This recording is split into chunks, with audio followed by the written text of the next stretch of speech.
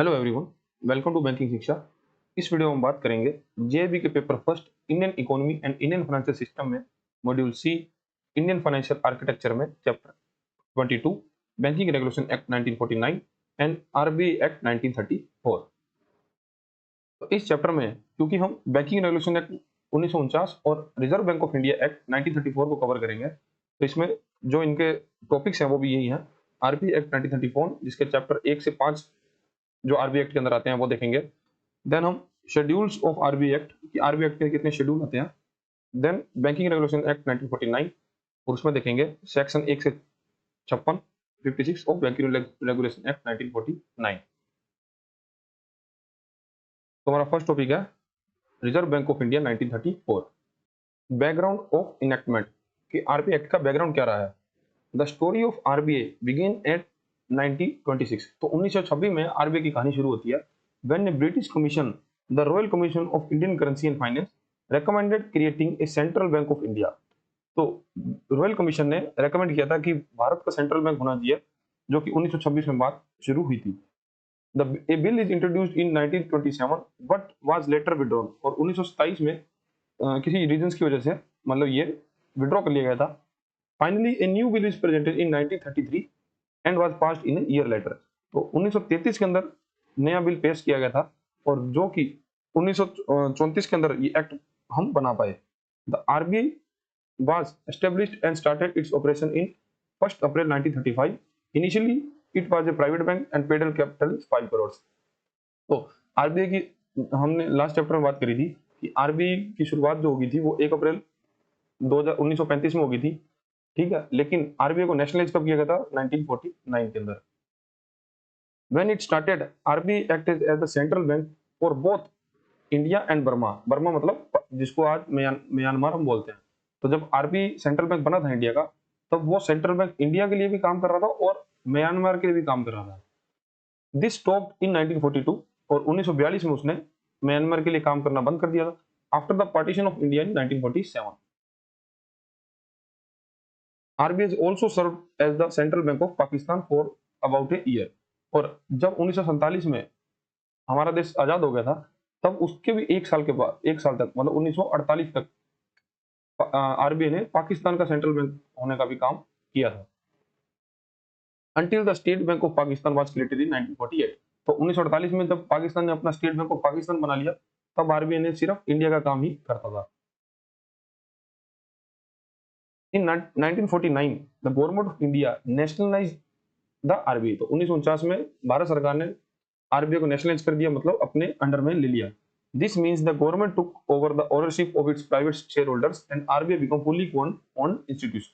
और इसका मतलब यह है कि भारत सरकार ने पूरी ओनरशिप अपने अंडर में ले ली और आरबीआई अभी फुली गवर्नमेंट ओन्ड इंस्टीट्यूशन बन गया था। तो हमने क्या देखा कि 1934 के अंदर आरबीआई एक्ट लाया गया और 1 अप्रैल 1935 के अंदर आरबीआई जो है भारत के अंदर काम करने लग गया। और ये तब प्राइवेट एंटिटी था, ठीक है। और जब आरबीआई को बनाया गया तब 1948 तक आरबीआई जो है, क्योंकि इंडिया और पाकिस्तान तब तक तो सेम ही थे, तो ये इंडिया और मतलब इंडिया का और जो आज मॉडर्न डे पाकिस्तान है उसको उन दोनों का सेंट्रल बैंक था। लेकिन 1948 तक ही था। 1948 के बाद स्टेट बैंक ऑफ पाकिस्तान बन गया, तो सिर्फ आरबीआई जो है वो इंडिया के लिए ही काम करता था, ठीक है।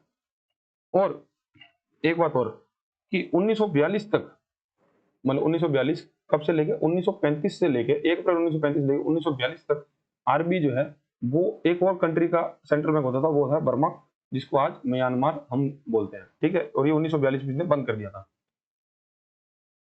अब ऑब्जेक्टिव क्या था? Objective and structure of the RBI act 1934। तो आरबीआई एक्ट बनाने का ऑब्जेक्टिव क्या था? To create the Reserve Bank of India.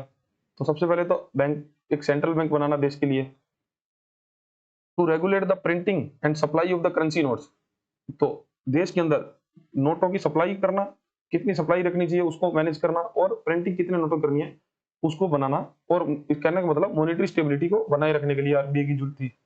To manage the country's currency and credit system for the benefit of the nation, और देश के अंदर country की करेंसी को और क्रेडिट सिस्टम को मैनेज करने के लिए, and to create a modern monetary policy framework to handle a complex economy with the main goal of maintaining price stability, controlling inflation while promoting economic growth. और एक और purpose ये था जो कि हम हर 2 महीने के मॉनेटरी पॉलिसी के अंदर देखते हैं, जो मॉनेटरी पॉलिसी कमेटी बैठती है, जिसके अंदर वो ये काम करते हैं कि वो इन्फ्लेशन को कंट्रोल करने के लिए, क्योंकि अब जो हमारी इकोनॉमी है उसको वेरियस सेक्टर इफेक्ट करते हैं, तो हमारी जो इकोनॉमी बहुत ही ज्यादा कॉम्प्लेक्स इकोनॉमी बन चुकी है। ठीक है, अब इस कॉम्प्लेक्स इकोनॉमी को इन्फ्लेशन को कंट्रोल करने के लिए आरबीआई की बहुत ज्यादा भूमिका रहती है, क्योंकि आरबीआई जो है वो repo rate, reverse repo rate, जितने भी उसके टूल है, और सीआरआर, एसएलआर, तो इन टूल्स का यूज करते हुए आरबीआई जो है मार्केट के अंदर एक तो लिक्विडिटी कंट्रोल करता है, और इसके साथ ही इनडायरेक्टली जो है मार्केट में इन्फ्लेशन भी कंट्रोल होती है, इसलिए आरबीआई को बनाने की आवश्यकता थी।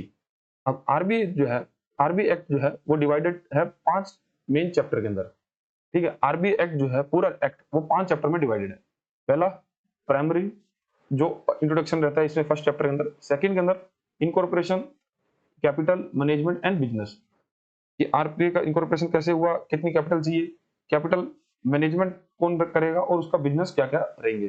थर्ड चैप्टर में बताया गया है कि सेंट्रल बैंकिंग फंक्शंस, मतलब आरबीआई के फंक्शंस क्या क्या रहेंगे, then general provision, and then 5 penalties, ये आरबीआई जो पेनल्टीज लगाता है बैंकों पे, तो उसके जो जिक्र है वो 5th चैप्टर के अंदर किया गया। अब इनके अंदर बहुत सारे सेक्शंस आते हैं।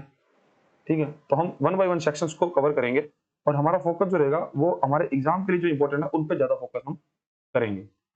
ठीक है, तो जो पहला चैप्टर है प्राइमरी, इसमें क्या है, सेक्शन फर्स्ट, सेक्शन 1 कहता है name the act and states that it applies to the whole of the India. तो जो सेक्शन 1 है आरबीआई एक्ट का, वो ये कहता है कि जो आरबीआई का एक्ट का नेम है, आरबीआई एक्ट का जो नेम है वो पूरे इंडिया में एक ही अप्लाई होगा। सेक्शन 2 कहता है provide definitions, most important one is scheduled bank, which means the bank whose name is included in the second schedule of the RBI. तो आपने पढ़ा होगा, लास्ट चैप्टर में भी बात की थी, शेड्यूल बैंक और नॉन शेड्यूल्ड बैंक हमने। ठीक है, तो शेड्यूल्ड बैंक वो बैंक है जो कि आरबीआई के सेक्शन 2 की लिस्ट के अंदर नाम जिनका है, आरबीआई का सेक्शन 2 की लिस्ट के अंदर अगर जिस बैंक का नाम है तो वो इंडिया के अंदर कहलाएगा शेड्यूल्ड बैंक। अब शेड्यूल्ड बैंक के पास एक पावर है कि वह आरबीआई के साथ, आरबीआई को पैसा दे सकता है और पैसा ले सकता है, मतलब रेपो रेट से पैसा ले सकता है और रिवर्स रेपो से आरबीआई के अंदर एक्सेस मनी को जमा करवा सकता है। ठीक है, तो सेक्शन 1 कहता है the name the act and states that it applies to the whole of the India, मतलब जो आरबीआई एक्ट है, आरबीआई एक्ट पूरे भारत पर लागू होता है। ठीक है, भारत के जियोग्राफी में या भारत की बाउंड्री में आने वाले हर बैंक के ऊपर आरबीआई एक्ट लागू होगा। ठीक है, दूसरा सेक्शन कहता है कि आरबीआई की सेक्शन 2 की लिस्ट के अंदर अगर जिस बैंक का नाम आ जाता है तो वो बैंक भारत के अंदर शेड्यूल्ड बैंक कहलाएगा। ठीक है, देन बात करते हैं चैप्टर 2 की। तो चैप्टर 2 के अंदर आता है section 3, establishment of RBI. This section officially create the RBI as the body corporate, which means it's a legal entity that own property and operate independently with a common seal. Its jobs to take our currency management from the government and conduct the business of banking.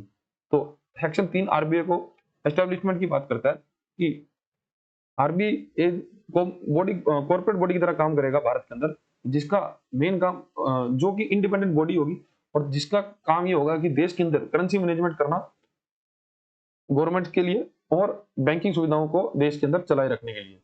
ठीक है, then section 4 RBI initial paid capital of 5 crore. तो RBI की initial paid capital की बात करिए section 4 के अंदर, जो कि है 5 करोड़। ये आपसे कई बार पूछ सकते हैं एग्जाम के अंदर कि आरबीआई की इनिशियल पेड कैपिटल कितनी थी, तो वो है 5 करोड़ थी। ठीक है, देन आता है सेक्शन 7 एंड 8। तो ये इसके अंदर ये बात करेगी आरबीआई की मैनेजमेंट कौन करेगा, आरबीआई के अंदर जो मैनेजमेंट होगी वो कितने लोग करेंगे। RBI is managed by the central board of directors. तो आरबीआई को मैनेज किया जाएगा सेंट्रल बोर्ड ऑफ डायरेक्टर्स।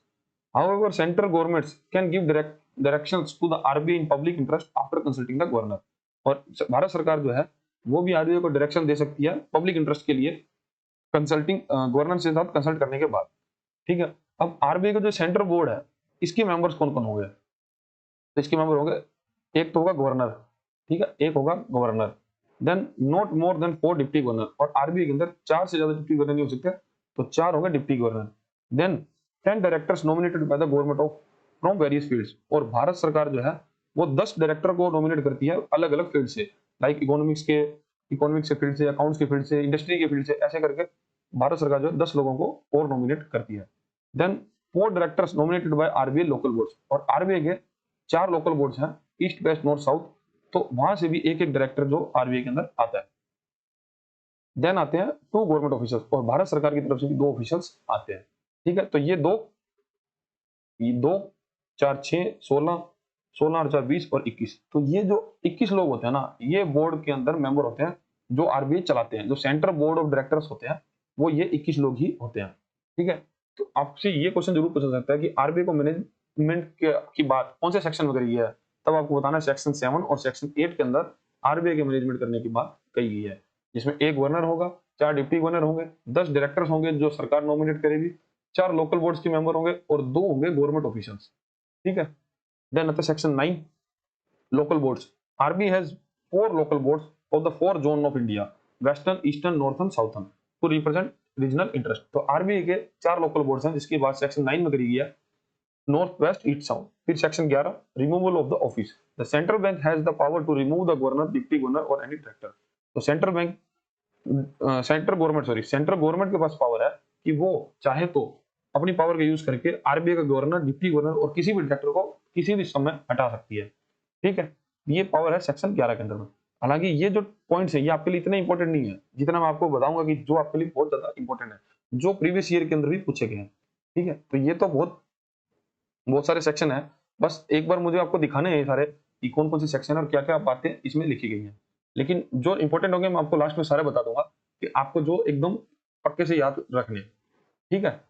तो अभी बस आप सुनते रहो एक बार। Section 17 business RBI can do, RBI जो जो काम कर सकता है वो बिजनेस सेक्शन 17 में लिखा है। Accept interest free deposit from the government bank etcetera, तो आरबीआई चाहे तो सरकार से इंटरेस्ट फ्री डिपॉजिट ले सकता है। बाय और sell foreign exchange and government security, foreign securities को बाय और सेल कर सकता है। गिव लोन टू बैंक, बैंकों को लोन दे सकता है। Manage the standing deposit facility SDF to observe excess liquidity from the banking system by accepting deposit and interest, तो आरबीआई जो है मार्केट के अंदर अपना SDF tool, standing deposit facility use कर मार्केट से अंदर बहुत लिक्विडिटी को ऑब्जर्व कर सकता है, मतलब मार्केट का पैसा अपने बैंकिंग सिस्टम से निकालकर अपने पास ला सकता है, ठीक है। तो ये काम कर सकता है आरबीआई सेक्शन 17 के साथ। देन आता section 18 emergency loan to the banks, the section gives RBI special power to provide loans to the bank against collateral not normally accepted under section 17 specially during times of financial crisis and urgent need. तो जो section 17 के अंदर RBI जो loan देता है बैंकों को, उसको छोड़ के अगर किसी बैंक को अर्जेंट नीड है या कोई ऐसी कंडीशन आएगी जो फाइनेंशियल क्राइसिस से कोई बैंक गुजर रहा है, तब बैंक आरबीआई जो है सेक्शन 18 का यूज करता है इमरजेंसी लोन प्रोवाइड करवाने के लिए।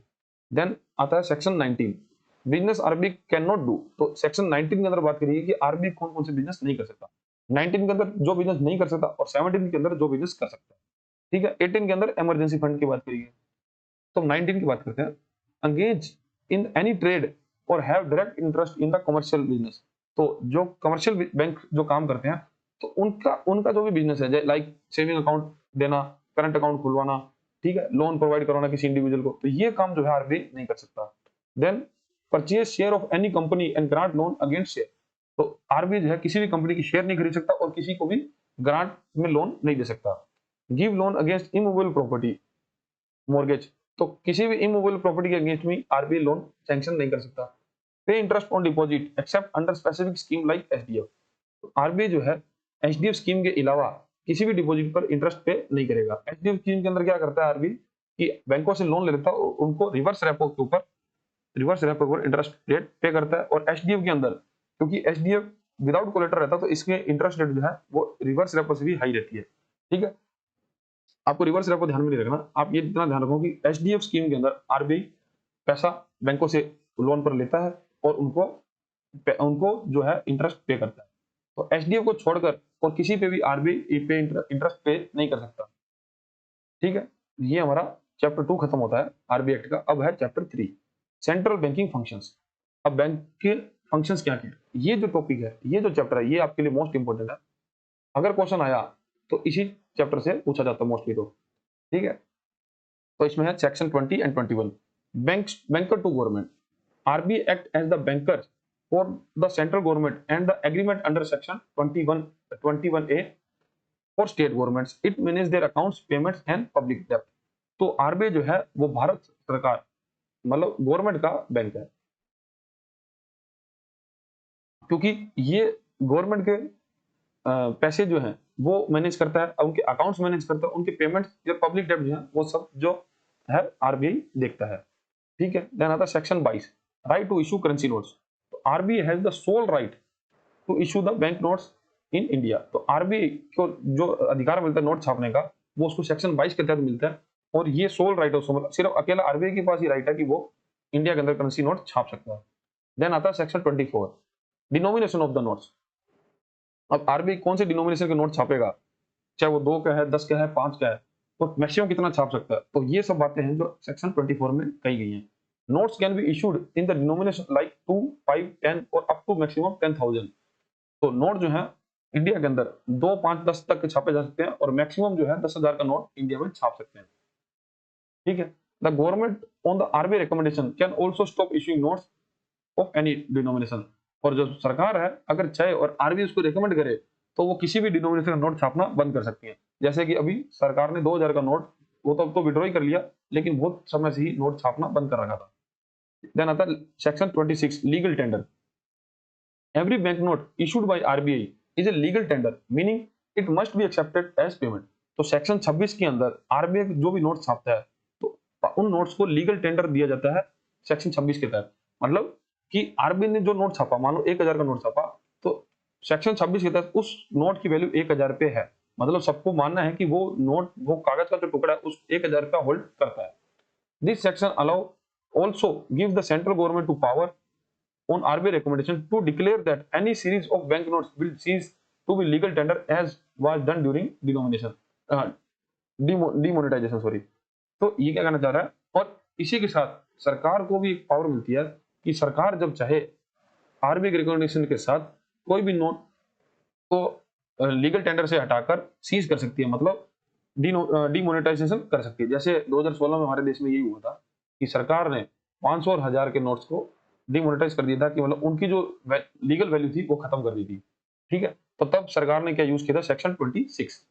ये आपके लिए इंपॉर्टेंट है, सेक्शन 26। देन आता है section 27, reissue of notes. तो RBI can not reissue notes that are torn, dirty और डैमेज। तो आरबीआई कोई भी गला फटा खराब नोट कभी भी री इशू नहीं कर सकता। ठीक है, सेक्शन 27 के तहत। देन आता है section 31, probation of private currency. No person or entity other than the RBI or the central government can issue any bill or note payable to the bearer on demand. This secure RBI monopoly to currency issuance. और section 31 क्या करता है कि कोई भी private currency, कोई भी व्यक्ति या एंटिटी अपना नोट नहीं छाप सकता। ठीक है, तो ये सोल पावर जो है वो सिर्फ आरबीआई को ही है। ठीक है, और आपको पता होगा कि 1 रुपए का जो नोट है, 1 रुपए का नोट है, वो कौन इशू करता है, हमारा फाइनेंस सेक्रेटरी। ठीक है, मतलब जो 1 रुपए का नोट है ना, उस पर साइन किसके होंगे, फाइनेंस सेक्रेटरी के, और मिनिस्ट्री ऑफ फाइनेंस इसको इशू करेगा। और 1 रुपए से ऊपर के जितने भी नोट हैं, 2 से लेकर जो आज सबसे बड़ा नोट 500 का है, तो वो जो सब नोट है वो इशू करता है आरबीआई, और उस पर साइन होते हैं आरबीआई के गवर्नर के। ठीक है, ये आपको पता होना चाहिए। देन आता है सेक्शन 42, कैश रिजर्व रेशो। ये भी इंपॉर्टेंट है कि आरबीआई एक्ट के सेक्शन 42 के तहत ही आरबीआई सभी बैंक्स को बोलता है कि आप कैश रिजर्व रेशो में पैसा डाल के रखेंगे। Every schedule banks must maintain certain percentage of its net demand and time liability as the cash balance of the RBI called CRR, cash reserve ratio. और आज के समय जो सीआरआर है वो सीआरआर है तो 3% चल रहा है। मतलब बैंकों को अपने एनडीटीएल का, net demand and time liabilities, अब ये क्या होता है, जैसा कि इसके नाम से पता चल रहा है, नेट डिमांड और टाइम लायबिलिटी। डिमांड लायबिलिटी मतलब जो ऑन डिमांड कस्टमर हमसे मांग सकते हैं, जैसे कि सेविंग अकाउंट का बैलेंस और करंट अकाउंट का बैलेंस। ठीक है, और टाइम लायबिलिटी मतलब हमारा रिकरिंग डिपॉजिट, जो रिकरिंग अकाउंट का बैलेंस है, और फिक्स्ड अकाउंट। तो मतलब जितने भी हमारे पास डिपॉजिट्स हैं, ठीक है, उनको टोटल कर दो। और नेट का मतलब है net demand time liability. Demand आपको पता चल गया टाइम पता चल गया लायबिलिटी हमारी जो हमको पे बैक करनी है। नेट का मतलब ये है कि हमारे को सारा डिपॉजिट जोड़ देना बैंक का, उसमें से माइनस क्या कर देना है कि ऐसा डिपॉजिट जो एक बैंक ने, जैसे हमारे बैंक ने किसी और बैंक के पास जमा कराया गया, तो अदर बैंक डिपॉजिट या इंटर बैंक डिपॉजिट इसको बोलते हैं, उसको अगर माइनस कर देंगे तब हमारे पास आ जाएगा नेट डिमांड टाइम लायबिलिटीज, ठीक है, एनडीटीएल आ जाएगा। अब इस एनडीटीएल का हमको 3% जो है वो आरबीआई के पास कैश में जमा कराना है। ऐसा कहाँ कहा गया है? ऐसा कहा गया है सेक्शन 42 ऑफ आरबीआई एक्ट 1934, ठीक है। तो सीआरआर का बात कही है सेक्शन 42 के अंदर, आरबीआई के अंदर, RBI can change this percentage as needed to ensure monetary stability. The act does not specify any minimum और मैक्सिमम लिमिट फॉर सीआरआर। तो आरबीआई चाहे तो वो कितने भी लिमिट बढ़ा सकता है, कम कर सकता है, और इस एक्ट के अंदर सीआरआर की लिमिट का कोई अपर लिमिट नहीं है, कोई लोअर लिमिट नहीं है। बैंक चाहे तो उसको 100% तक बढ़ा सकता है, और बैंक चाहे, आरबीआई चाहे तो इसको 0% भी कर सकता है, ठीक है। Then collection and furnishing the credit information. तो this chapter gives the RBI to power to collect credit information from banks about their borrowers under section 45C। तो सेक्शन 45C आरबीआई को पावर देता है कि वो किसी भी बोरोवर की डिटेल्स बैंक से कलेक्ट कर सकता है। What information? Details about loans, securities provided and credit worthiness of the borrower। तो आरबीआई इंफॉर्मेशन क्या मान सकता है कि क्या, कौन सा लोन लिया है, उसके लिए क्या सिक्योरिटीज कस्टमर ने दी है, और उसकी क्रेडिट वर्थिनेस क्या है बोरोवर की। क्यों लेता है RBI? To create a system of credit history helping banks make better lending decision, जिससे उस कस्टमर की एक क्रेडिट हिस्ट्री बना की जानकारी प्राप्त कर पाए और बैंकों को भी मदद करिए अपने लैंडिंग डिसीजन बनाने के लिए। Then confidentiality, this information must be kept confidential and can not be published except under specific condition, example in the public interest of RBI permission. अब जो आरबीआई इंफॉर्मेशन कलेक्ट कर रहा है किसी भी बोरोवर की, तो आरबीआई को उसको कॉन्फिडेंशियल रखना है, मतलब किसी को भी बताना नहीं है। लेकिन अगर बताना पड़ रहा है तो उसका रीजन ये होना चाहिए कि वो पब्लिक इंटरेस्ट में, अगर ऐसी कुछ सिचुएशन बनती है कि जो पब्लिक इंटरेस्ट में वो डिस्क्लोज करना पड़ चाहिए, तो वो आरबीआई को करना पड़ेगा, ठीक है। ये बात है सेक्शन 45C की। अब चैप्टर 3 का पार्ट बी है provision relating to non banking finance company. NBFC के लिए प्रोविजन है, क्योंकि एनबीएफसी को भी रेगुलेट किया जाता है आरबीआई के द्वारा ही, आरबीआई एक्ट के द्वारा, ठीक है। तो ये चैप्टर देता है, this chapter give regulatory power to the NBFC over NBFC. तो सेक्शन इनका है जो चैप्टर थर्ड बी है, वो एनबीएफसी को रेगुलेट करने की पावर आरबीआई को देता है। And NBFC is company whose main business is financial activity like giving loan and receiving deposit, or receiving deposit only term deposit या टाइम डिपॉजिट, क्योंकि जो एनबीएफसी है वो डिमांड डिपॉजिट एक्सेप्ट नहीं कर सकते, ठीक है। To operate an NBFC must under section 45IA। तो एनबीएफसी जो काम करना चाहते हैं तो उनको सेक्शन में रखा गया है 45IA के अंदर, get a certificate for registration from RBI. और एनबीएफसी को सेक्शन 45IA के तहत आरबीआई से सर्टिफिकेशन मिलता है। Have a minimum net own fund with RBI can specify currently range to 2 crore to 100 crore for different NBFC. अब उनको मिनिमम स्टार्टिंग में कितना पैसा चाहिए ये डिपेंड करता है उनके साइज के ऊपर, तो ये 2 करोड़ से लेकर 100 करोड़ कितना भी हो सकता है। RBI has power to inspect NBFC, issue direction and even file for their winding up. अब आरबीआई के पास इतनी पावर है कि आरबीआई कब किसी भी एनबीएफसी की इंस्पेक्शन कर सकता है, उनको जो रूल मनवाने हैं उनके लिए डायरेक्शन इशू कर सकता है, और आरबीआई चाहे तो उसको वाइंडिंग अप, मतलब उनको बंद करवाने का काम भी शुरू कर सकता है, उनकी बंद करवाने वाइंडिंग अप का प्रोसेस भी फाइल कर सकता है, ठीक है।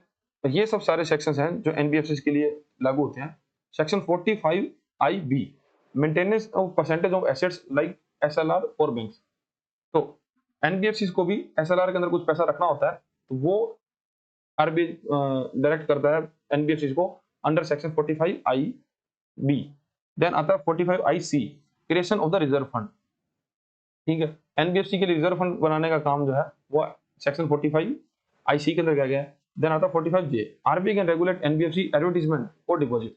और आरबीआई जो है, जो एनबीएफसी के द्वारा वेरियस एडवर्टाइजमेंट दिखाए जाते हैं लाइक टीवी पर, रेडियो पर, न्यूज़पेपर पर, तो उन एडवर्टाइजमेंट को भी रेगुलेट करता है आरबीआई अंडर सेक्शन 45J, क्योंकि वो डिपॉजिट की जो एडवर्टीजमेंट करेंगे तो उसके अंदर वो डिमांड डिपॉजिट को इंक्लूड ना करें, या और किसी भी तरह की कोई भी मिस सेलिंग करने के लिए कोई एडवर्टीजमेंट ना करें। तो ये आरबीआई रेगुलेट करता है 45J के अंदर।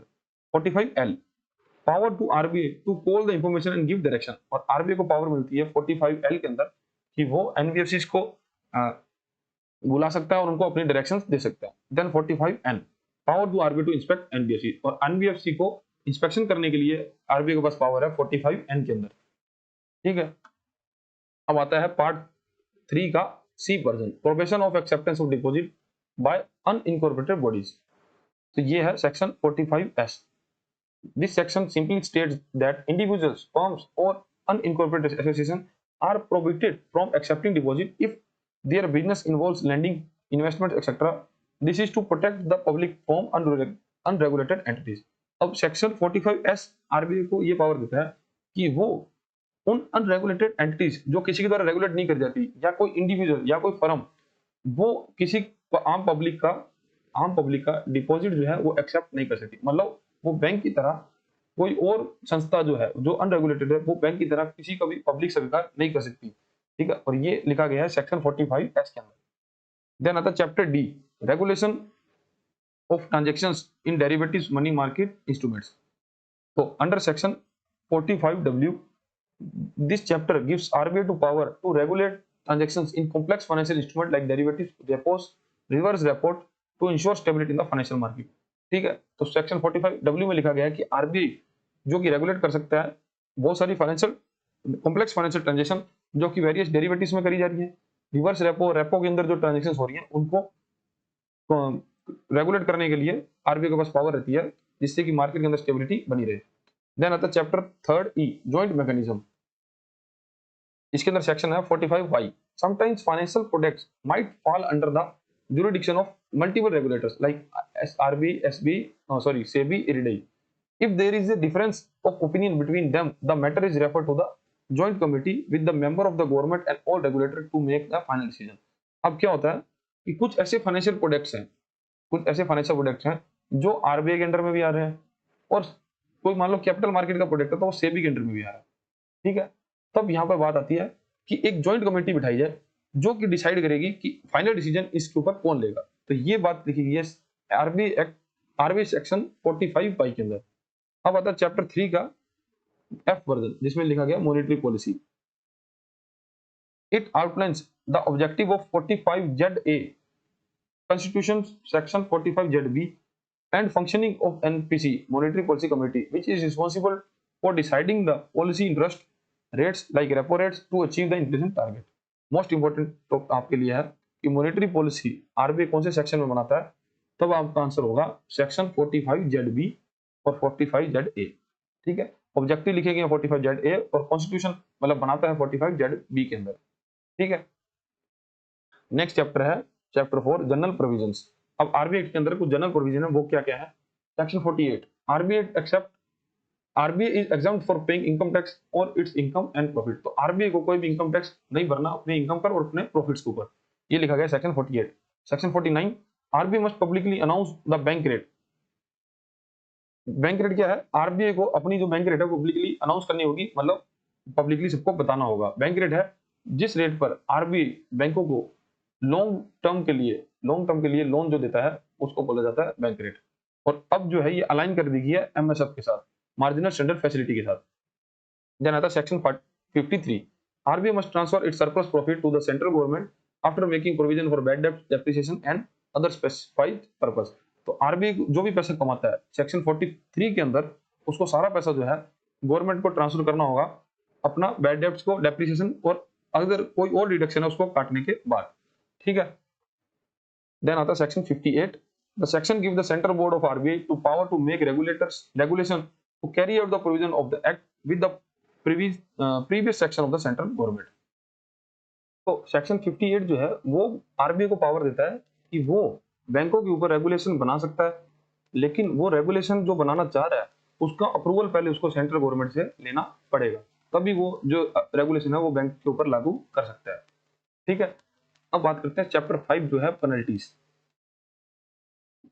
This chapter outlines the punishment for violating the provisions of the RBI Act. The goal is to ensure compliance and protect the integrity of the financial system. तो section जो chapter 5 है, ये RBI को ये power करता है कि वो पनिश कर सकता है उन बैंकों को या उन फाइनेंशियल इंस्टीट्यूशन को जो आरबीआई के प्रोविजंस को वायलेट कर रहा है और जो है कंप्लाइंस जो है अच्छे से मतलब फॉलो नहीं कर रहा। तो इसमें सेक्शन जो आता है 58B general penalty provision. If any person makes a false statement in any document or willful omits a material statement, they can be punished with the imprisonment for the 3 years up to 3 years and may be also be fined. The section applies the various violation where the specific penalty is not mentioned as per in the act. तो अगर कोई व्यक्ति, अगर कोई आम आदमी कोई false statement करता है मतलब किसी भी फाइनेंशियल डॉक्यूमेंट्स के ऊपर, ठीक है, एनी डॉक्यूमेंट्स के ऊपर आरबीआई को, या फिर वो विलफुली जानबूझ के कोई गलती कर ऐसा करता है, ठीक है, तब बैंक उसको आरबीआई उसको पनिश कर सकता है, 3 सालों की उसको जेल करवा सकता है और उस पर फाइन भी लगा सकता है। ये आरबीआई के पास पावर है सेक्शन 58B के अंदर। देन आता है section 58C offences by company. C से आप याद रख लो, सी से मतलब company, offences by company. If an offence is committed by a company, every person who was in charge of the company business at that time, like a director or manager, is considered guilty unless they can prove the offense occurred without their knowledge or that they tried to prevent it. और section 58 में क्या है, RBI चाहे तो किसी company के ऊपर action ले सकता है। अब वो तब ले सकता है जब आरबीआई को ये लगता है कि वो कंपनी ने कोई ऑफेंस जो है कमिट किया है, ठीक है। अब उसमें कंपनी को किसको पनिशमेंट करेगा, तो वो जो कंपनी का मेन उस कंपनी का चेहरा होगा या तो उस कंपनी का डायरेक्टर या कोई सीनियर मैनेजर वहां पे जो काम कर रहा होगा, ठीक है। और अगर वो कंपनी अपने आप को ये प्रूव कर देती है कि उन्होंने आउट ऑफ नॉलेज, मतलब उनको पता नहीं था उन्होंने ये ऑफेंस कर दिया, तब आरबीआई चाहे तो उसको मतलब प्रिवेंट कर सकता है। देन आता है section 58G penalty for non compliance. अब आरबीआई के प्रोविजंस को कंप्लायंस नहीं किया, तब आरबीआई जो पेनल्टी लगाता है वो लगाता है under section 58G। The section provides RBI with the power to impose monetary penalties on any person or entity failing to produce required documents or information, or not to comply with any direction issued by the RBI under the Act. The penalty can be lump sum and may be include a daily fine or continuous contravention. तो 58G के अंदर RBI जो है किसी भी individual को या किसी भी एंटिटी को पेनल्टी लगा सकता है। किसके लिए ये लगा सकता है कि अगर आरबीआई ने कोई डॉक्यूमेंट मांगा या कोई इंफॉर्मेशन मांगी तो आपने उसको टाइमली प्रोवाइड नहीं कराया, मतलब आपने उसका कंप्लाइंस नहीं किया, ठीक है, तब आरबीआई उस पर पेनल्टी लगाएगा। और ये पेनल्टी जो है वो लमसम मतलब एक मुश्त कोई अमाउंट पे भी लगा सकता है और ये भी कर सकता है कि डेली कुछ उसमें परमानेंटली, मतलब जब तक वो कंप्लाइंट नहीं करेगा तब तक उसमें डेली फाइन भी लगा सकता है। तो आरबीआई के पास पूरी ऑटोनॉमी है उसको फाइन लगाने की, ठीक है।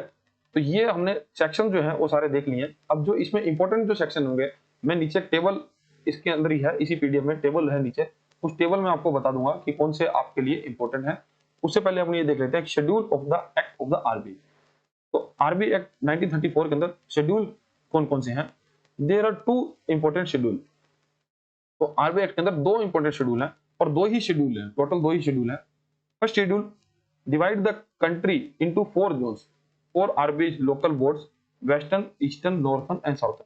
तो फर्स्ट शेड्यूल के अंदर तो बात करी गई है कि आरबीआई के अंदर आरबीआई को 4 भागों में बांटा गया और 4 जोन में बांटा गया, नॉर्थ, वेस्ट, ईस्ट, साउथ, ठीक है। ये बात कही गई है शेड्यूल 1 के अंदर। और शेड्यूल 2 में क्या कहा गया है? Contain in the list of all scheduled banks, getting included in the list gives a bank certain privilege like being able to borrow from the RBI and also bring obligation like maintaining CRR, ठीक है। तो schedule 2 में क्या बात कही गई है कि शेड्यूल 2 में जो लिस्ट है उस लिस्ट के अंदर अगर जिन बैंक्स का नाम आ जाता है उन बैंक्स को बोला जाएगा शेड्यूल कमर्शियल बैंक, ठीक है। और ये शेड्यूल बैंक बनने का ये फायदा है कि वो आरबीआई से लोन ले सकते हैं और उन पे ऑब्लिगेशन ये आ जाएगी कि उनको आरबीआई के साथ सीआरआर, कैश रिजर्व रेशियो, जो कि आज के समय 3% है, वो भी मेंटेन करके चलना होगा अपनी एनडीटीएल का, ठीक है। तो ये हमारा आरबीआई एक्ट पूरा हुआ। अब मैं आपको आरबीआई एक्ट के कुछ इंपॉर्टेंट पॉइंट्स बता देता हूं आपको, जो इसी पीडीएफ के अंदर आपको नीचे मिल जाएंगे। देखो ये है section wise table RBI act 1934। अब इसमें आपको याद क्या रखना है मैं आपको बता देता हूँ, ठीक है। एक तो सेक्शन 4 जो आपकी बता रहा है ऑथराइज और paid up capital 5 crore initially RBI की थी। देन आपको ये याद रखना है सेक्शन 11 कि आरबीआई के गवर्नमेंट के पास पावर है कि वो किसी भी गवर्नर को और डिप्टी गवर्नर और डायरेक्टर को रिमूव कर सकती है। ठीक है, देन आपको जो याद रखना है ये सेक्शन 22, सेक्शन 23, सेक्शन 26, ठीक है, ये 3 याद रखने हैं कि आरबीआई के पास सोल राइट है नोट इशू करने का। देन डिनोमिनेशन जो है 10,000 तक का आरबीआई छाप सकता है, और सेक्शन 26 जो है वो उसके द्वारा छापे गए नोटों को लीगल टेंडर प्रदान करता है। और सेक्शन 31 जो है आरबीआई एक्ट का वो प्रोहिबिशन करता है प्राइवेट करेंसी इशू करने में, मतलब कोई भी आम आदमी या कोई एंटिटी आरबीआई के अलावा नोट नहीं छाप सकती। ठीक है, देन सेक्शन 42 सभी बैंकों को जो शेड्यूल बैंक है उनको सीआरआर मेंटेन करना है आरबीआई के साथ। ठीक है, तो ये और ये section 45 Z A monetary policy objectives. ठीक है, और section 45 Z B monetary policy constitution. Monetary policy कौन से सेक्शन के तहत बनाई जाती है, तो आपका आंसर होगा 45 जेड बी। ठीक है, बाकी तो आपको ये बता दूं, ये section 58 G penalty for non compliance with the RBI direction. तो इतना आपको ये ध्यान में रखना है, एटलीस्ट ये जो है, क्योंकि देखो ऐसा तो रट्टा आप कितना को मार लोगे। ठीक है, तो मैंने आपको वो बता दिए जो आपके एग्जाम के लिए जरूरी है और जो प्रीवियस ईयर में पूछे भी गए हैं। ठीक है, तो अब हम देखते हैं हमारा बैंकिंग रेगुलेशन एक्ट 1949। ठीक है, ये यहां से शुरू है। हाँ, तो पार्ट 2 है इस वीडियो का, बैंकिंग रेगुलेशन एक्ट 1949, जो चैप्टर आपका टॉपिक जो है नेक्स्ट है। इसका बैकग्राउंड देख लेते हैं। Before 1949 banking laws were the part of the companies act 1913 but they were not sufficient. तो चूंकि 1949 का बैंकिंग रेगुलेशन एक्ट आने से पहले जो बैंकिंग लॉज थे वो कंपनीज एक्ट 1913 के तहत चल रहे थे, पर ये जो है बैंकों के लिए सफिशिएंट नहीं था। To create a comprehensive legal framework, especially for banks, the Banking Companies Act was passed in 1949. तो अगर बैंकों को एक लीगल फ्रेमवर्क देने के लिए, और बैंकिंग थोड़ी अलग तरह की कंपनी थी, तो उसके लिए अलग से लॉज बनाने के लिए बैंकिंग कंपनी एक्ट लाया गया 1949 में, जिसका आगे चलकर नाम कर दिया गया बैंकिंग रेगुलेशन एक्ट 1949। ठीक है, अब इसके क्या क्या फीचर्स थे और ये क्या काम करता है। Provides a clear definition of banking, तो ये जो है बैंकिंग एक क्लियर डेफिनेशन देता है। Then prohibits non banking companies from accepting deposit that can be withdrawn on demand. तो ये बाकी जो नॉन बैंकिंग फाइनेंस कंपनीज है उनको प्रोहिबिट करता है कि वो डिमांड डिपॉजिट एक्सेप्ट नहीं कर सकते। तो banks from engaging in trading activities to reduce risk, और बैंकों को बैंकिंग रेगुलेशन एक्ट रोकता है कि वो ट्रेडिंग एक्टिविटी में इन्वॉल्व नहीं हो सकते। That's minimum capital standard for banks, और बैंकों के लिए एक बैंक खोलने के लिए मिनिमम कैपिटल स्टैंडर्ड को सेट करता है बैंकिंग रेगुलेशन एक्ट।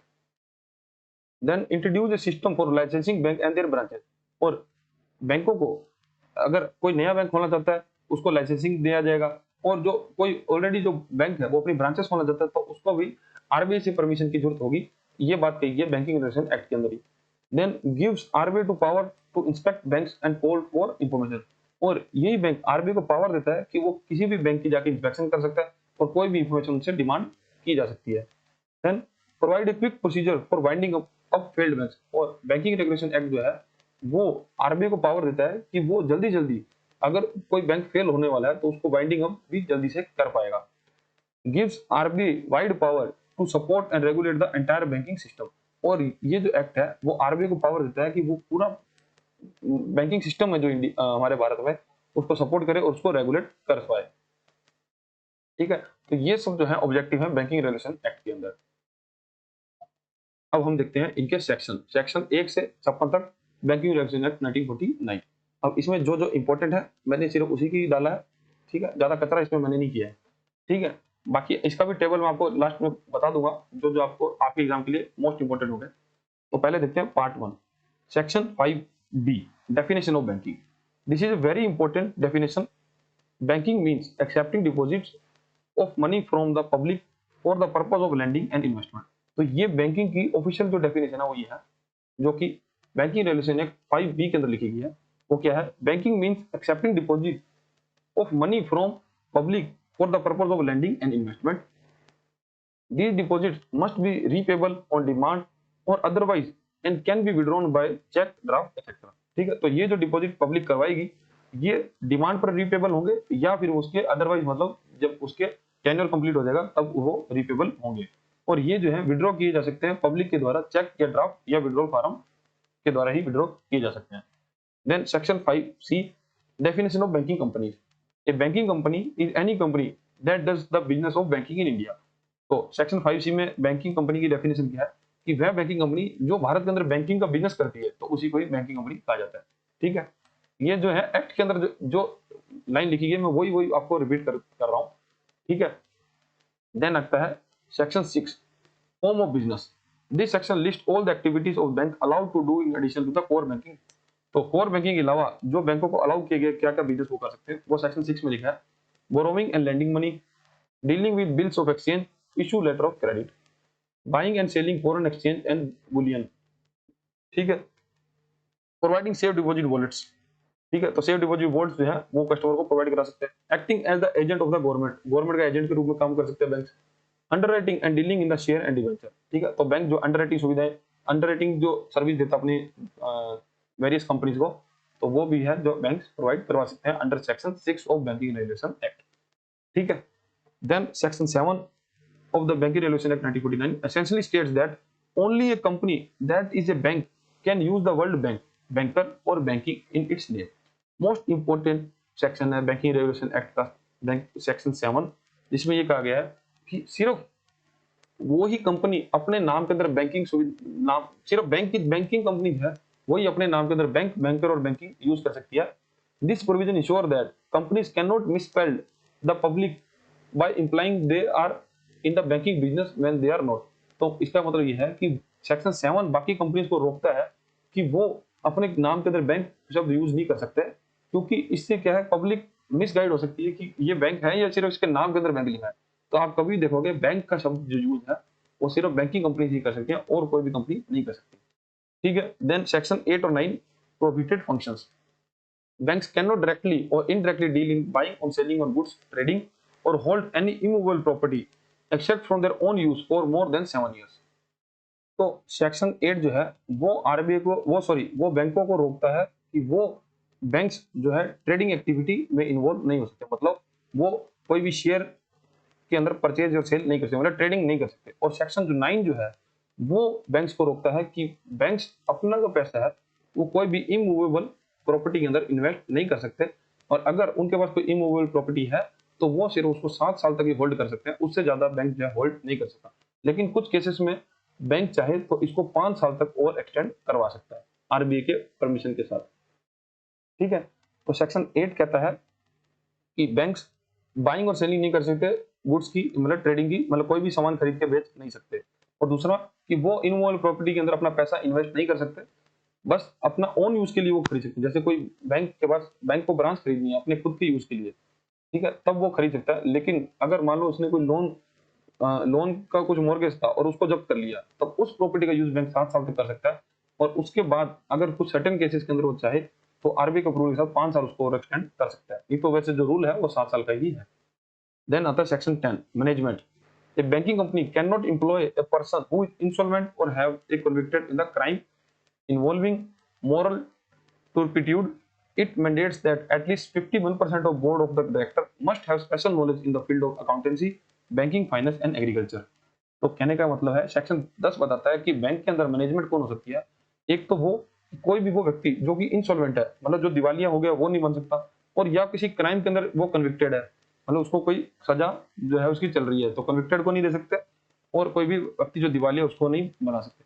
और जो भी हमारा बोर्ड ऑफ डायरेक्टर्स होंगे, जो कि बैंक के अंदर बोर्ड ऑफ डायरेक्टर होंगे, तो उसका 51% जो लोग होंगे वो लोगों के पास नॉलेज होनी चाहिए अकाउंटेंसी की, बैंकिंग की, फाइनेंस की और एग्रीकल्चर की। ठीक है, देन सेक्शन 11 और 12, capital. Set minimum paid up capital and reserve requirement for banks. It also limits the single shareholder voting rights to ceiling the currently being raised from 10 to 26%। तो इस section में क्या कहा गया है कि एक तो सेक्शन 17 बोलता है कि हर बैंक के ना एक minimum paid up capital requirement है, कि जब कोई भी बैंक आरबीआई के पास लाइसेंस के लिए आएगा तब आरबीआई उनको बोलेगा कि बैंकिंग रेगुलेशन एक्ट 17 के सेक्शन 11 के तहत आपको मिनिमम पेड अप कैपिटल एक तो लेकर आनी होगी। ठीक है, तो ये तो है सेक्शन 11। और सेक्शन 12 क्या बोलता है कि जब बैंक के अंदर किसी भी शेयर होल्डर के पास अगर 10% मान लो, एग्जांपल ये लो कि 10% उसके पास शेयर होल्डिंग है, तब उसके पास वोटिंग राइट्स भी होंगे 10% की, मतलब उसका डिसीजन मेकिंग पावर जो होगी 10% होगी। लेकिन अगर किसी के पास 30% शेयर होल्डिंग है, तब उसके पास जो मैक्सिमम पावर होगी वो होगी 26% की।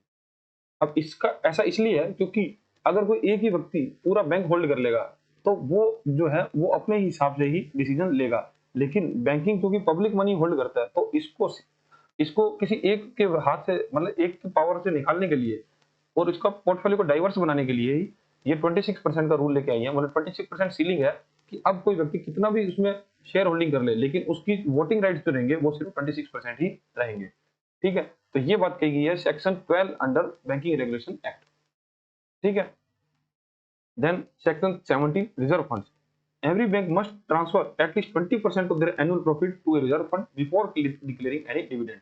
तो मतलब कोई भी बैंक को अगर उसने कितना भी प्रॉफिट कमाया, लेकिन उसको एटलीस्ट 20% अपने प्रॉफिट का रखना होगा रिजर्व एंड सरप्लस के अंदर, और बाकी के पैसे से वो डिविडेंड घोषित करना चाहे तो कर सकता है। ठीक है, तो ये है section 17। Then section 18 cash reserve for non schedule banks. The non-scheduled banks must also maintain a cash reserve similar to CRR for scheduled bank।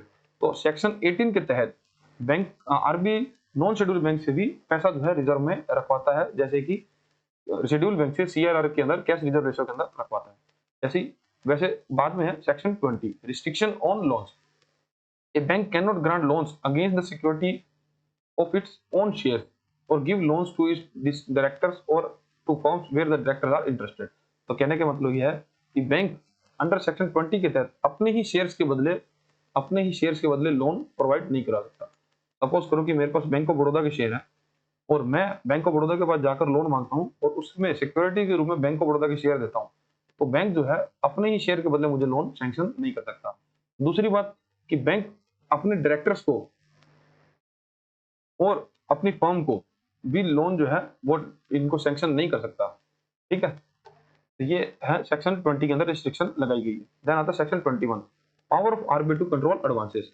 RBI can determine the policy for loans and advances, example priority sector lending, interest rate margin and all banks must follow this direction.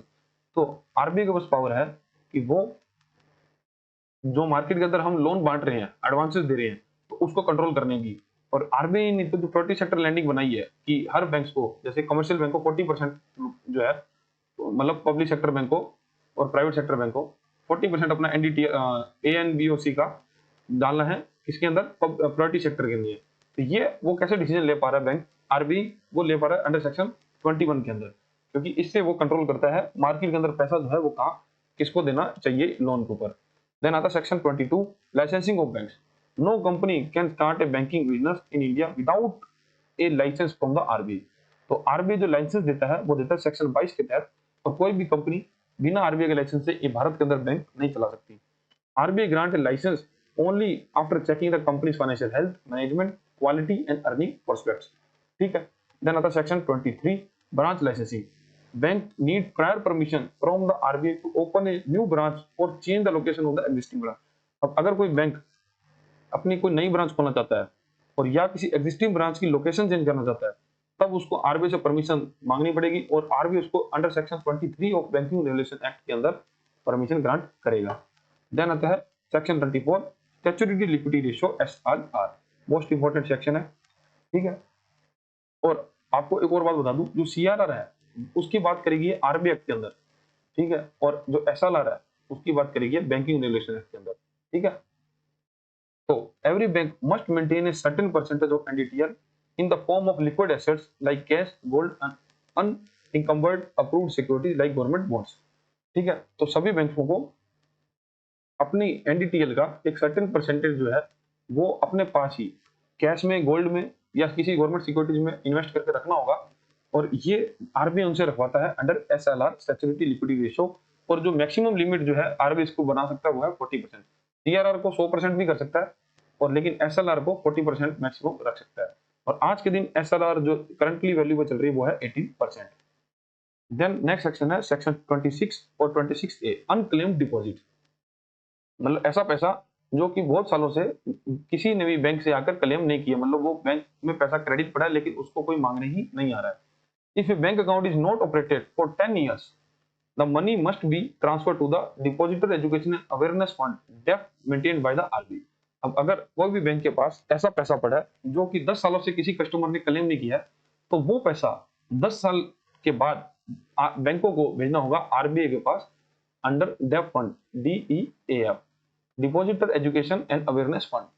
The fund is DEAF used by RBI to promoting the education and awareness of the depositor. तो ये fund जो use किया जाता है depositor की education और awareness के लिए, मतलब हम वेरियस एडवर्टीजमेंट जो आरबीआई करवाता है तो वो पैसा यहाँ से ही आता है। Bank must report such accounts to the RBI every year, और बैंकों को इस प्रकार के अकाउंट्स की रिपोर्ट जो है आरबीआई को हर साल देनी होती है। Section 35 inspection. RBI has the power to conduct an inspection of any bank and its books it at any time. तो आरबीआई के पास ये पावर है कि वो किसी भी समय किसी भी बैंक के अंदर इंस्पेक्शन कर सकता है और उनकी कोई भी बुक्स की डिमांड कर सकता है। तो ये है section 35 of banking regulation act. Then आता है section 35A, power of RBI to give direction. The gives RBI board power to issue direction to any bank or to all the banks in general to protect depositor interest or in the public interest. This direction are legally binding. तो मतलब जो RBI जो direction निकालता है timely, जो कि binding होती है सभी बैंक्स को मानने की, वो देता है सेक्शन 35A के तहत। ठीक है, जिसके अंदर आरबीआई चाहे तो किसी भी बैंक को या सभी बैंक के लिए डायरेक्शन निकाल सकता है और वो उन सबको माननी बाइंडिंग होगी। देन आता है section 36ACA, supersession of the board. RBI in consultation with government can remove the entire board of directors of the bank for up to 12 months और appointed administration to manage the bank if it is being run poorly. और RBI चाहे तो किसी भी bank का board जो है पूरा का पूरे बोर्ड मेंबर्स को ही हटा सकता है और उस बैंक को चलाने के लिए एडमिनिस्ट्रेटर को हायर कर सकता है। और आपने सुना होगा जैसे यस बैंक के अंदर यही हुआ था कि एक बहुत बड़ा फ्रॉड हुआ था। तो फ्रॉड होने के बाद आरबीआई ने ना पूरा यस बैंक के बोर्ड ऑफ डायरेक्टर्स को सुपरसेड कर, मतलब उनको हटा दिया था। और उसके बाद उसने एडमिनिस्ट्रेटर एक अपॉइंट किया था जिसने उस समय तक यस बैंक को रन किया था। ठीक है, तब आरबीआई ने जो सेक्शन यूज किया था वो था section 30ACA of banking regulation act. ठीक है, अब नेक्स्ट है section 38, winding up. The high court must order the winding up of A bank if the RBI apply for it. अब आरबीआई अप्लाई करता है किसी बैंक को बंद करने के लिए अंडर सेक्शन 38 और हाई कोर्ट उसको ऑर्डर देता है। The RBI will apply if the bank is unable to pay its डेब्ट और if the licence has been cancelled. अब आरबीआई अप्लाई करता है जब आरबीआई ये देख लेता है कि ये बैंक जो है अब डूबने वाला है और ये अपने डेब्ट जो है, अपना जो कर्जा है वो चुका नहीं पाएगा, और आरबीआई या तो उसका लाइसेंस कैंसिल कर देता है। The RBI or SBI is often appointed as a liquidator to ensure the process in the managed expertly। और या तो आरबीआई या एसबीआई जो है वो ही देखा गया है कि वो लिक्विडेटर को अपॉइंट करते हैं जो कि इसको एक्सपर्टली मैनेज करता है, किस प्रोसेस को, वाइंडिंग अप को, मतलब बैंक को बंद करने का प्रोसेस। देन आता है section 45, power of RBI to reconstruction or amalgamation. This is one of the most powerful tool of RBI has to protect depositor. अब वो क्या है, जब बैंकों को रिकंस्ट्रक्ट किया जाता है, मतलब या तो दो बैंकों को एक साथ मिला दिया जाएगा, मतलब उनका अमलगमेशन कर दिया जाएगा। Moratorium, if the bank is in trouble the central government on the RBI request can impose a moratorium temporary restricting large withdrawal. This prevents a bank run and gives the RBI time to create the rescue plan. अब क्या होता है, कई बार क्या होता है कि bank जो है वो डूबने वाला है, हमको जैसे पता लगा कि किसी एक पर्टिकुलर बैंक में स्कैम हुआ है। ठीक है, अब जब स्कैम हुआ ना तब सब लोग लाइन में लग जाएंगे अपना पैसा विड्रॉ करने के लिए। ठीक है, अब सब जब अगर पैसा विड्रॉ करना चाहेंगे तो बैंक जो अपने आप को कहीं ना कहीं संभाल सकता था तो वो भी बिल्कुल बैंक रन की सिचुएशन में आ सकता, मतलब बैंक के पास नॉर्मल रन करने के लिए भी पैसा नहीं बचेगा। ठीक है, तब आरबीआई के पास पावर है कि आरबीआई जो है सेक्शन 45 के तहत उन बैंक के ऊपर मोरेटोरियम लगा सकता है। मोरेटोरियम का मतलब यह है कि अब कोई भी उसका कस्टमर जो है वो लार्ज विड्रॉल नहीं कर सकता, मतलब बड़ा पैसा जो उससे उस बैंक से विड्रॉ नहीं कर सकता। और ये जो मोरेटोरियम लगाता है ये आरबीआई को टाइम दे देता है ये सोचने के लिए या ये प्लान करने के लिए कि ये डूबते हुए बैंक को कैसे बचाया जा सकता है। देन आता है reconstructing plan. During the moratorium the RBI can frame a scheme to either reconstruct the bank or amalgamate it with the healthier bank. The power was famously used to rescue banks like Yes Bank और Lakshmi Vilas bank. और क्योंकि हम हमारे सामने yes bank का example है, तो yes bank में यही हुआ था कि आरबीआई ने पहले मोरेटोरियम लगा दिया, उसके बाद मोरेटोरियम पीरियड में उसने रिस्ट्रक्चरिंग प्लान बना दिया। अब इस बैंक का क्या करें, क्या हम इस बैंक को रिकंस्ट्रक्ट करें, मतलब इसमें और पैसे इन्वेस्ट करें, या इसको अमलगमेंट कर दें, मतलब किसी और बड़े अच्छे बैंक के साथ इसको मर्ज कर दें। इन दोनों ही कंडीशन में इस बैंक को बचाया जा सकता है। और यस बैंक के अंदर तो रिकंस्ट्रक्ट हुआ, मतलब उसके अंदर और बहुत सारा पैसा जो है वो पंप किया गया है, ठीक है, इससे यस बैंक को बचाया गया था। नेक्स्ट है सेक्शन 55Y टू 55Z। तो ये जो सेक्शंस हैं ये सारे नॉमिनेशन के सेक्शन हैं।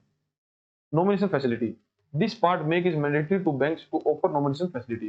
तो ये जो सेक्शन है ये बैंक को अलाउ करते हैं कि वो अपने कस्टमर्स को नॉमिनेशन फैसिलिटी प्रोवाइड करवा सकते हैं। तो सेक्शन 45ZA है फॉर डिपॉजिट अकाउंट्स। तो ये वेरियस डिपॉजिट अकाउंट्स के लिए नॉमिनेशन फैसिलिटी देने के लिए यूज किया जाता है सेक्शन 45ZA।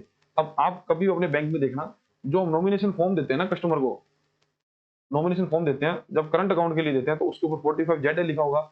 अगर कोई हम उसको सेफ डिपॉजिट लॉकर दे रहे हैं तो उसके लिए नॉमिनेशन फॉर्म दे रहे हैं तो उसके ऊपर सेक्शन 45ZE लिखा होगा, ठीक है। और सेक्शन ZC है article in the safe custody. और अगर सेफ कस्टडी के आर्टिकल के लिए कोई नॉमिनी वो करवाना चाह रहा है उसके ऊपर ZC लिखा होगा, ठीक है। तो सेक्शन ZA डिपॉजिट अकाउंट्स के लिए, ZC सेफ कस्टडी के लिए और ZE है लॉकर्स के लिए।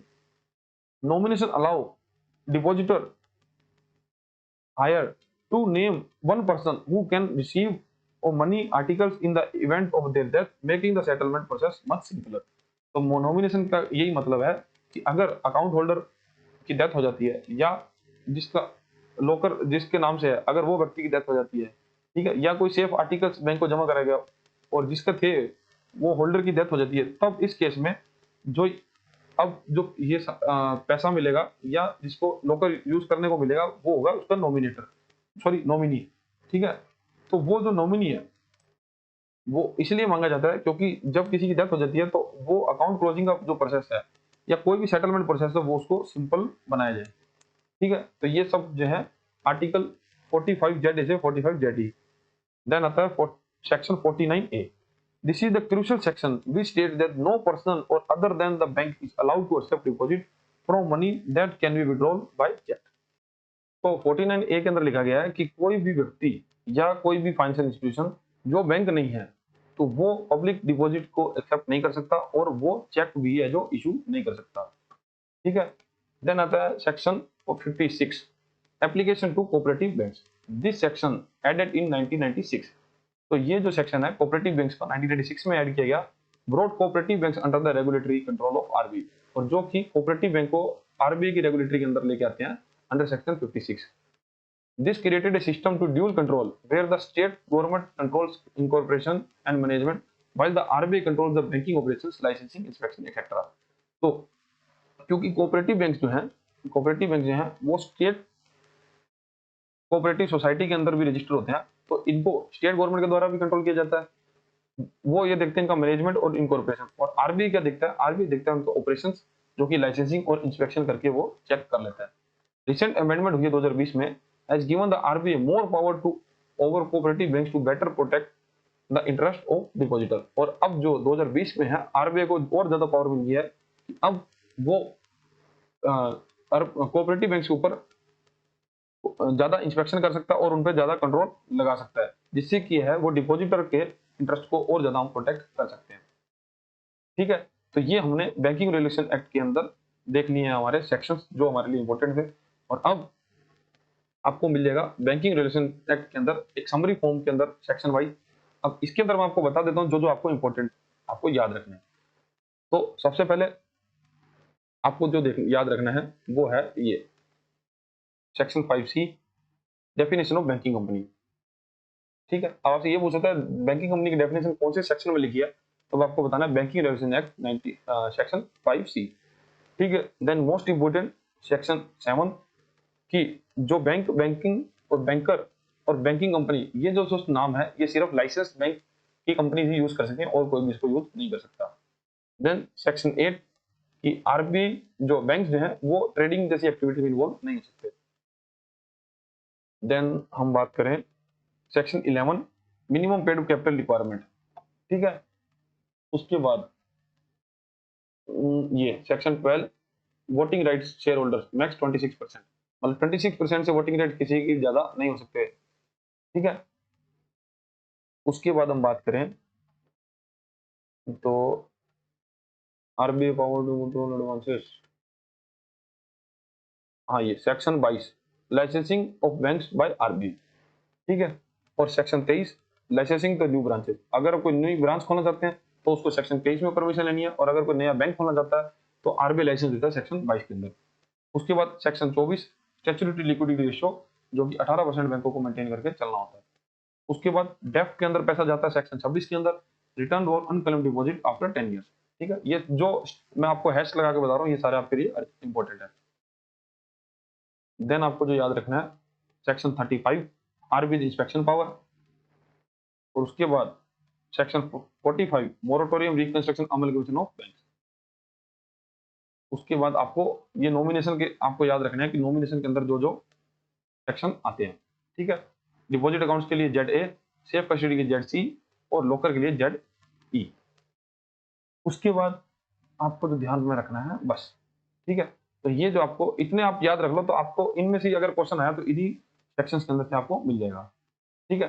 तो ये देखो ये चैप्टर क्या था, पूरा थ्योरी का चैप्टर था। अब मेरा ये पर्पस था कि मैं फटाफट इसके आपको सामने पढ़ दूं इसको, ठीक है। अब इस चैप्टर में हमने क्या बात करी, बैंकिंग रेगुलेशन एक्ट क्या होता है, उसके अंदर कौन कौन से सेक्शन आते हैं। फिर हमने बात करी बैंकिंग आरबीआई एक्ट, हमने sorry reserve Bank of India act क्या है 1934, उसकी वो उसकी जरूरत क्यों थी, उसके क्या क्या ऑब्जेक्टिव है, और उसमें कौन कौन से सेक्शन आते हैं। और सेम हमने बैंकिंग रेगुलेशन एक्ट 1949 के अंदर यही पढ़ा कि उसके क्या ऑब्जेक्टिव थे, ठीक है। उसके अंदर कौन कौन से सेक्शन हम जो है यूज में लेते हैं, और जो इंपॉर्टेंट है वो हमने आपको बता दिया, ठीक है। एक चैप्टर आपका कंप्लीट हुआ, आई होप कि आपको कुछ समझ आया होगा। इसके साथ ही आपको मिल जाएंगे अभी इस चैप्टर के इंपॉर्टेंट एमसीक्यू, जो कि 10 एमसीक्यू इंपॉर्टेंट रहते हैं आपके एग्जाम के लिए, ये जरूर आपको पढ़ने हैं, ठीक है।